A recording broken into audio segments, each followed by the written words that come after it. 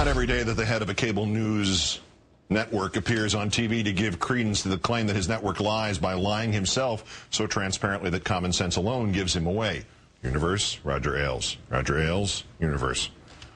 The Fox News super genius appeared on ABC's This Week as part of a roundtable, and fellow panelist Arianna Huffington, our guest presently, called on Ailes to answer for the damage his network does to the country. Ailes, claiming that bad blood between his network and the White House is now largely past, also claimed that Glenn Beck, when he said that people are going to be killed, future tense, he was talking about Hitler and Stalin, who are, of course, are dead. Aren't you concerned about the language that Glenn Beck is using, which is, after all, inciting the American people? There's a lot of suffering out there, as you know, and when he talks about people being slaughtered, about who is going to be the next in the killing spree... Well, he was talking about Hitler and Stalin slaughtering people, so I think he was probably accurate. Also, no, he was talking about this administration. I think he speaks English. I don't know, but I mean, I don't misinterpret any of his words. He did say one unfortunate thing, which he apologized for, but that happens in live television. So I don't think it's, I think if we start going around as the word police in this business, it will be...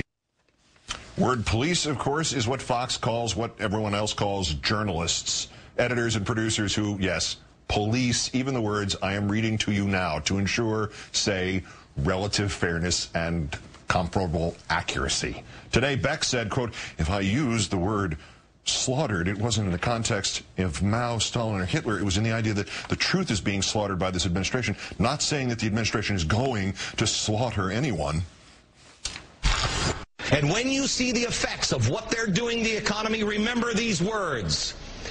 We will survive. We'll do better than survive. We will thrive as long as these people are not in control. They are taking you to a place to be slaughtered. I guess that wasn't English. Ailes' disdain for word police, not only a slur against whomever at Fox still considers themselves journalists, but also explaining why he sees his goal not as journalism, but purely as ratings, as you'll see in a moment. Warning. If your head is fragile, it may explode from his argument that when the president met with the GOP, Fox stopped covering it because Fox is trusted, because Fox covers everything. I'm not in politics. I'm in ratings. We're winning. Roger, you clearly are in ratings. But if you are in ratings, can you explain to me why Fox went away from the meeting the president was having in We're going to with the Republicans? Why did you go away 20 minutes before the end? Because we're the most trusted name in news. Okay, on that note, I thought people were the most trusted name in news. Two liberal polls have now proven it. Okay, I gotta go. The reason is we cover Gotta go with everything. the wrong type. The trust claim, referencing a new poll in which a plurality says it trusts Fox News more than any other news outlet, apparently lumping MSNBC and NBC together there.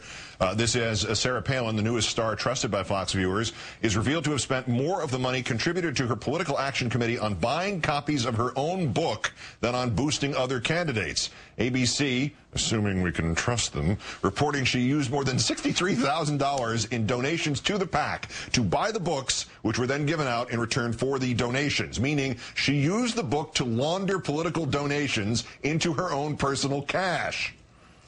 As promised now, we turn to Arianna Huffington, co-founder and editor-in-chief of the Huffington Post and survivor of yesterday's edition of This Week. Arianna, thanks for your time tonight. Thank you, Keith. I understand Mr. Ailes skipped out on the online postmortem that ABC does. Did you ever get an answer from him? I mean, something of substance or something even that wasn't a non sequitur about why they bailed out of a historic presidential congressional discussion, but then took the GOP response live in its entirety later on? I didn't, but you know, Keith, even if he had stayed for the online little discussion after the show, he would never have said the truth, because the truth is very simple. They went away, they bailed on the rest of the event because it was an event that showed the president in a completely different light from their relentless framing of him as being some kind of bent on destruction, Bolshevik Muslim born in Kenya or wherever he was supposed to have been born. And the president was so forceful, so rational, everything he said was so based on facts that it completely destroyed that framing. So they didn't want, clearly, their viewers exposed to that reality. That poll that was cited, and he referred to it there, that quote-unquote liberal poll, found that most Democrats trust any given news network. 30% of Democrats even trust Fox. But 74% of Republicans trust Fox, but only a minority of Republicans trust any other news network. And as the polling group's president said, Americans are now turning more towards the outlets that tell them what they want to hear. So apparently Mr. Ailes meant it when he said he's in the ratings business? Yes, I'm sure he meant it, but I think there is something else going on here, Keith, which is that at a time of growing economic anxiety and real suffering out there, Fox is appealing to the worst in people, to their fears, to their pain, and in a sense profiting from what is happening in America. And of course this has been part and parcel of Roger Ailes' career. Remember, appealing to fear is something he's very good at. He is the man who brought us the Willie Horton ad, and he had asked at the time the question, the only thing we need to decide is, do we show him with a knife in his hand or without? So appealing to our lizard brains, you know, which is when our rational mind kind of goes to sleep and we just absorb all those paranoid statements that Glenn Beck is famous for. And to Mr. Beck, did Mr. Ailes or did ABC or anybody else in the last 24 hours that they've had to discover that in fact there is tape of him warning viewers that they would be led to slaughter in the future and had not discovered time machines, or Hitler and Stalin had not discovered time machines? Has anybody corrected that since that Roger Ailes went on national television and lied through his teeth about it?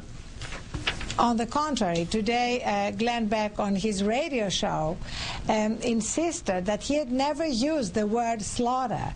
And I find that stunning, Keith, because surely both he and Roger Ailes know that we live in the world of embeddable video. And in fact, within an hour of that show yesterday, we on the Huffington Post had the video of Glenn Beck saying what Roger Ailes said he had not said. You know, that the slaughtering argument and the warning his viewers that they might be the next victim of the killing spree. And last point, am I too harsh on Sarah Palin? Is that in fact money laundering? Well, it is money laundering, but really it is part and parcel of Sarah Palin being a brand. Everything about Sarah Palin is about the building of the brand. You know, she's a little bit like Louis XIV, you know, l'état c'est moi, le pack c'est moi. I am the pack, we're the one and the same thing. Après-moi, le snow machine. Arianna Huffington of Huffington Post. Great, thanks, Arianna. Thank you.